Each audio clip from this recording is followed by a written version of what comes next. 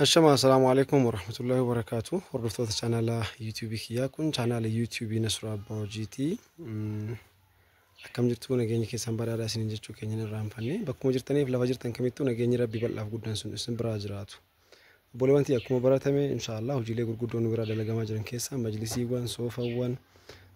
control biffeewwan, corner biffee, doolaba, kitchen yookaan kabatii uffata akkasumas kan mana gartee kuushinaa keessaa walumaa galatti meeshaalee manaa guutuu nu biraa argachaa turuun keessan kan beekamuu fi kan yaadatamudha. Namoota hedduuf immoo har'a viidiyoo tana maxxansuuf wanni dirqaman ta'e majlisii yoo gaafatan tiiknesii gaafatanii abbaa 30 abbaa 40 abbaa 20 jedhanii gaafatanii gaafachuu malee 20 jechuun 30 jechuun 40 jechuun kun maal akka ta'e kanneen hin beeknetu jira. Amma isimmoo irra deebiidhaan yoo waa'ee dhimma gatii itti himan gatiin ka bakka biraatti dhageenyuu fi kuni garagara bakka biraatti kun garagara waan jedhamu jira. San immoo irra caalatti speeshaalii namoonni magaala Shaashamannee irraa xalabattan bareechitanii ni hubattan jedhee yaada. Keessattuu magaala Shaashamanneetti 01 fi 81 irratti majlisiiwwan qophaa'anii lafa jiran dhayxanii yoo jettan irkanni isaanii madda gafaan isin agartan kun jechuu bakki itti hirkatan kun walumaa galatti seentii 50 qofaa nu bira ka jiru immoo minimum 65 haga 70 fa'aa akka ga'uu danda'u akka agartan kanatti jechuudha. Irra caalaan isaanii kuwwan 50 qofatti dhumate bakka kunoo carqiin amma isin agartan adiin kun irratti xumurame kana qofa irratti xumurama jechuu hakkaan gabaabduudha jechuu isin galee. Kanaaf tiiknesii jechuun immoo kunoo bakka irra taa'an kana ka irra taa'amu kana kun amma fakkeenyaaf abbaa 30tiin ajajamne wuqiriin isaa 24 ganaa kana gubbarraan boondidii jira jechuu. Boondidiin gaafa galu abbaa 30 ta'a amma boondidii isaatiif carqii hodhaa jirra. Inshallah fakkeenyaaf majlisiin kun abbaa 30ti boondidii isaa carqii hodhaa jirra. Gaafa carqii isaa itti hodhinee geessin immoo biiznillaahi ta'ala akkaan akka inni bareedaa ta'u abdiin qaba. Amma kun walakkaa isaati irratti immoo xaawulaa yookaan teebilii diizaayinii kana fakkaatuun hojjannee bareechinee akka gaariitti qopheessinee jirra. Makkaddaan asirra jiru kunniin immoo buleewwan kun kan majlisii kanaa miti. Anna akkasii inshallah makkaddaan isaa walumaa galatti wanni isaa makkaddaan jechuun buraatiiwwan kunniin kanaa miti jechuudha. Irkannoon isaa kanaa miti ka buraatii diizaayinii biraatiin kan ammoo majlisii asitti xumuramee nu bira jiru jira. Isarraa fuunee as finne kan kanaa immoo carqiin isaa maachii waan ta'eef jecha kan amma asirra jiru yookaan ka gartee irkannoon dalagame kanaan hojjetaa jirra jechuun inshallah. Akkasii walumaa galatti majlisiin kun walakkaadha yookaan gammaasha jechuun kun waan hagamiiti yoo jettan walumaa galatti gammaasha jechuun kun meetirii 6 jechuudha. Meetirii 6 nu biratti gireesii isaa yookaan immoo gartee hagam akka inni ija nama guutu baay'istanii ilaaluun ni danda'ama. Kun majlisii akkam bareedduu taate kwaalitii sadarkaa isaa eeggate jechuudha. Diizaayiniidhuma nu ergameen inshallah majlisiin kun adaabbaa geeffama maamila keenya kabajamtuu rabbisii haa kabaju. Rabbi sirraa jaalatu buleetti teenya qaalii tokko kanaan duras meeshaa sargii waan akka doolaaba uffata guddaa tokkoo fi algaawwan waan garagaraa agartee nama nu eeruudhaan biyya san taa'anii biyyanatti namni kun hojii bareeda hojjeta dhaqaatii irraa xalabadhaa jedhanii obboleetti ofii nu erganii gartee akkasitti hojjanneef irraa geeggeessine jechuudha. Sanumarraa ka'uudhaan ammas irra deebiidhaan maatii isaanii nama ta'e wayii sarpiraayiz gochuudhaaf akkaataa agartan kanaan majlisii kana gammaasha hojjedhaa jedhanii ajaja nu kennanii nutis hojjannee xumurree jirra. Boondidichaaf carqii hodhaa jirra waan ta'eef carqii keenya hodhinee geessinee boondidii keenya gaafa asirratti uffisnu maashaallah irra deebiidhaan immoo viidiyoo isaa kan isin biraan ga'u ta'a jechuudha. Walumaa galatti majlisiin kun ammaan hammami yoo jettan meetira 6 jechuun walumaa galatti walakkaadha jechuudha. Yeroo baay'ee kaaree mana keessanii fakkeenyaaf manni kiyyaa kaaree meeqa akka inni ta'u hin beeku namoonni jettan yoo jiraate wanni isin irraa hubatuu qabdan maal inni tokko fakkeenyaaf dheeriin asirraa achi jiru kanaa fi ka irra wal cabu san mana keessa yoo lakkaatan walumaa galatti waan gartee girgiddaa mana saaloonii keessanii jala asii dalgachi deemuu fi bakka itti irra wal cabdu san meetirii meeqa asirraa kaasee akkasitti haqacharu naanna'utti meetira meeqa akka ta'e qofa beekuutu isinirra jiraata jechuudha. Manni tokko immoo ammallee asii akkas deemeet achillee ga'eet ofirrallee akkan as deebi'e yuu ta'a fa'a. Kanaaf kaaree jechuun waan salphaadha waan nama dhibuun qabu. Walumaa galatti fakkeenya faxirii kanarraa yoo fudhattan dalga kana achi fixanii caafii tanarra ol deebi'u jechuudha. Haganuma inshallah alaa kulli haal majlisii akkaan bareeddu sana hojjannee xumurree jirra. Kan mootu gartee makkaddaa kana fakkaatu yookaan boraatii bulee isin agartan kana fakkaatu immoo keessa kanaa qabna. Inni immoo Arsii Roobeti kan inni deemu jechuudha kanaan dura isinitti isallee already fin'ee kun makka daawwan isaa hundi xumurree jirra isas viidiyoo isaa inshallah guutuu isaa kan isin biraan geenyu ta'a jechuudha walumaa galatti namoonni meeshaalee akka kana ajajatu barbaadan with free delivery dha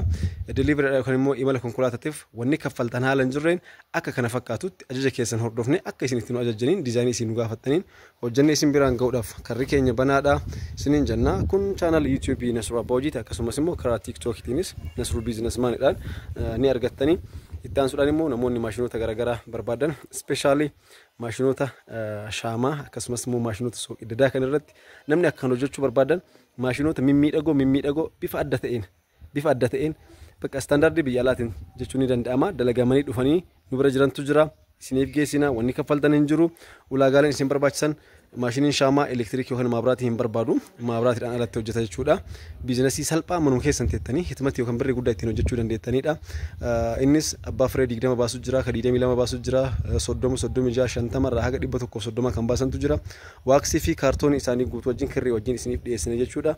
maashiniiwwan sooqiddaan mootu minimum guyyaadhaan kumtaala 50 ol daakuu kan danda'an maashina daakuu fi maashina ashagu akkasumas immoo miizaan isaa guutuu wajjin isin biraan ni geenya akkaataa itti hojjetamu immoo nuti finnee bakka isin hojjetanitti dhaabnee isin agarsiifna otoo achuu hin geessin duratti namni maashinoota san dhufee ilaaluu barbaadu yoo jiraate karri keenya banaadha bilbila keenya WhatsAppidhaan nu dubbisuudhaan yookaan immoo kallattiidhaan nu bilbiluudhaan dhuftanii maashinicha laallattanii maashinoota gosa garaagaraa qabna kan guyyaatti amma kumtaala 50 jechuun minimum guyyaa tokkoon hojii qarshii 20 fi sanii olii waan isin hojjechiisuu danda'u jechuudha maashinni sooqiddaa kun kan sarratanyaa kaffaltee kan peestaal ittiin ashagamu kaffaltee kan maabraatii dandeettee gatii sooqiddaa ittiin bittee dandeesse harka keetiin osoo waan tokkollee hin tuqin guyyaadhaan minimum qarshii 20 ol bu'aa waan fiduu danda'udha jechuudha. Kanaaf biizinasii salphaa manuma keessan teettanii ittiin hojjetuu dandeettan maashinoota gaggaarii ta'an abbaa dinaamoo horse power isaanii 5 tuqaa 5 qabna abbaa 5 qabna abbaa 4 tuqaa 5 qabna abbaa 4 ni qabna inshallah waan akkanaati namoonni immoo maashinoota saamunaa laargoo barbaadan yeroo kanaan dura ji'oota 4-5 duratti natti fakkaata gaafan beeksisa tokko hojjedhu qarshii 70 inni ture namoonni gaafsan hin bitatin har'a qarshii 125 irra jira jechuudha gaafsan garuu 70 ture maal jedhanii maal jettaniinsa ka keessaa waa gatii nama laalan tokko sa'aatii sanitti dhaabbanni waan sana oomishu sun gatii keessaa laaleet kennaa ture waan ta'eef jecha beeksisa hojjedhee namoonni hedduun bakka maatii kiisii qunnamsiisa ammuma fuutee nu geessitaa jettanii akkaawuntii dirasii nurraa fuutanii dhadhaa bishaan bu'ee nu harkaa taatanii haa ta'u garuu osoo gaaf sana bitattanii jiraattanii illee akkasumattuu taa'ee har'aan gurguradha yoo jette minimum namni 125 hin bitu sun Finfinnee dhaqee bitata transport ofiitiin fe'atee fida ati garuu waan manaan geette 150 iyyuu jettee si awwaatta sababni isaatis naaftaan yookaan boba'aa wadda duraa akka ka'e gatiin konkolaataan fe'umsaa fakkeenyaaf Shaashaman irraa Finfinnee osoo meeshaa feetee ka deemtu taate konkolaataadhaaf 28 amma 30 kaffalta achillee gadi fidattee makiina tokko isaaf kaffaltee osoo kan dhuftu taate akkasuma kaffalta jechuudha. Kanaaf gara qarshii 150 deemaa jechuudha. Maashinni gaafsan 75 irra ture sun. Kanaaf waanuma xiqqaadhaan gartee ijoo keessatti ijoollee baratan ijoollee high school xumuranii kutaa 10 yookaan 10 xumuranii bakka akkanuma zollaa lafa jiran hojiitti galuu kanneen barbaadan yookaan karaa baharaa deeman namoonni isin jedhan baharillee kun uummata keenya nurraa fixaa jira. Dhoowwadhaati manumatti karaa salphaa ta'een of danda'anii torbaaniin uqubii isaanii minimum torbaaniin uqubii qarshii 5,000 yoo kaffale namni kun gaafa ji'a 10 hojjete haaluma salphatti 300 400 uqubii ni fudhata jechuudha as taa'ee. Sigala kun immoo waan ofii keenya harka keenyaan dalagaa jirru jechuudha. Ammaas maashina daabboo barbaadan dhaabbanni duraan Finfinnee irraa itti maashina daabboo dhiyeessu amma immoo magaalaa Hawaasaatti asuma ollaa keenyatti magaalaa Hawaasaatti dhaabbanni tokko meeshaalee yookaan maashinoota ajaa'ibaa kan hojjechaa jira. Dhaabbanni kun immoo maashina daabboo miksarii yookaan kan bukeessu akkasumas immoo abbaa paatira afurii maashina paatira afurii yeroo tokkochatti nyaatu akkasumas immoo maakofashaa yookaan immoo bakki gartee lixiin eega bukaa'een booda keessa kaa'amee itti bokeessu maakofashaa jedhama. Isan abbaa paatira 10 wajjin qarshii 320 ulaagaalee isaa kan guuttate jechuudha 320 akka gaariitti isin dhiyeessaa jira. Dhaabbatichi bira dhaqee viidiyoo isaa guutuullee waraabadhee akka isin biraan ga'u abdiin qaba inshallah. Kanan isiniin jedha namoonni kan biraa immoo kan biyya ormaa teessanii biyyatti galuudhaaf qophii jirtan eega galtan booda maal hojjechuu kanneen barbaadan yaaddaa jirtan namoonni loowwan horsiisuu yookaan loowwan gabbisuu barbaadan especially horsiisuun dhimma aannaniitiin wal qabata gabaan biizinasii aannanii bakka loowwan limaatii yookaan faranjiiwwan kirooshiiwwan jedhan kanneen jechuun sa'oolee akkaan sanyii filatamaa ta'an irraa argachuu dandeettan isinii eeraa karaa lakkoofsa WhatsApp-tiin dubbistanii gatii isaanii isintu wajjin dubbata annan ilaallatu jechuu kiyya. Garuu namoonni immoo horii gabbisuu barbaadan zim jettee fi noofi faagulloo fi gartee waan adda addaa qofaan azaa ta'u osoo hin taane maashinatu jira. Maashinni kun maashina nyaata beelladootaa kan hojjetu jechuudha. Maashina nyaata beelladootaa kana hojjetu. Fakkeenyaaf baadiyyaa irratti gabbisuu otoo barbaadde ati hagadaa gartee boqqoolloo kana ciccirtee ludii yookaan waa wayiitii murtee jala keettaa inni baalaa fi bakka laaftu jaatee hagadaan kun badhe hafa jechuudha. Kun immoo maashinichi hagadaa kana ni fidda akkasumaan jumlama keessa keettaa daakeet harcee godhee baasa jechuudha gartee hagadaa kana waan adda addaa baalota adda addaa kanatti kennita. Elektirikaan hojjeta daakee bulleessee sii kenna waan humsan irratti waan xiqqashoo waan akka sooqiddaa fi gartee cidii xaafii fi qamadii itti makuudhaan haala salphaan horsiisa loowwaniitiif more active kan ta'e jechuudha. Faagulloo fi qofa nyaachisuu wacii otoo hin baasne waan adda addaa marga goggogaa kanniinis ni bittaa gartee hagadaa kana ooruma irratti bituudhaan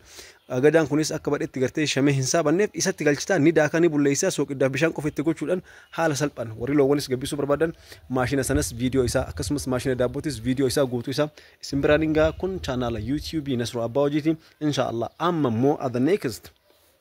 majlisii kana akkuma xumurreen soofan tokko kan magaala Boqojjii deemu jira ammas soofan tokko magaala kana keessa kan ofirraa geessinutu jira plus dabalataan Arsii Roobee Diidaa magaala Habeetitti ofirraa imaluudhaaf yoo nu hafe wallahu a'lam guyyoota tokko lama sadii waan qubaan lakkaaman qofa yoo ati guddate kamisa jimaata qidaame haga uhuriititti yoo rabbiin jedhe biiznillaahi ta'ala magaala Roobee keessa tabaree Habee jirra jechuudha. Habee sanitti immoo meeshaalee hedduu ofirraa buusuudhaaf jirra akkasumas immoo magaala dheeraatitti meeshaa ofirraa buusnutu jira warri dheeraaf warri magaalaa Habeetirraa meeshaan keessan nu bar isin harkaa ture nutti nu komattan walumaa galatti afwalillaahi isiniin jenna. At the next asuma immoo majlisii kana magaala Adaabbaa geessina. Magaala Adaabbaa yoo geessinutti immoo Dodola irratti immoo dhiyeenya kana ni yaadattu yoo ta'e viidiyoowwan meeshaalee hedduu gaafa konkolaataadhaan fe'annee magaala Dodola geessinee achi boodallee hasaasatti dabarree jirra sani meeshaalee nuti geessine san arguudhaan obboleessi keenya tokko biyya Saudi Arabiyaatirraa obboleessa isaatti bilbilatee meeshaalee ajaa'ibsiisoo ta'an doolaaba guddaa tokko akkasumas immoo gartee TV standii gaaf duraa feenisan tokko irra deebiidhaan ajajatee ammaayis irra deebiidhaan immoo tuyyu algaa gaaf duraa hojjennisan irra deebiidhaan nu ajajatanii jirani meeshaalee kanallee inshaallahu ta'ala torbe makana keessa xumuraa jirra waan ta'eef ni feena jennee ni jirra biiznillaahi ta'ala akkasumas immoo majlisiin kalariin isin agartan kun I think bilu bacha bulee akkaan bareeda ta'e kun wallahi alazim flaaworii isaatu asii dhabnee magaala Finfinneetirraa ajajannee fidannee inshaallah isallee xumurree jirra obboleettiin teenya immoo haati majlisa kana kaaree 10 ajajatte haa ta'u garuu kanatti hin dhiisne meeshaaleen isin bira jira natti tolee jira jechuudhaan irra deebiidhaan meeshaalee biraa kan manaa nu bira ajajatanii ulfaadhaa galatooma horaa bulaa deebanaa jennaani walumaa galatti namoonni majlisii walakkaa barbaadan walakkaa jechuun kunoo kana meetira 6 mana keetiif hayni kun nagaa yoo jettes gahaadha lakki kana ol barbaadoo jettes gahaadha abbaa meetira 8 abbaa meetira 10 tiknasii 20 tiknasii 30 tiknasii 40 hamma barbaadanii dizaayiniiwwan kana qofaa miti CNC with an aluminium anis yoo barbaadan dizaayinii barbaadan kamu kaareen inni gadhaanaa jedhamu qarshii 10,500 irraa kaasee hamma qarshii 18,000 tti kaareedhaan ni qabna karri keenya banaa isiniin jenna ulfaadhaa galatooma.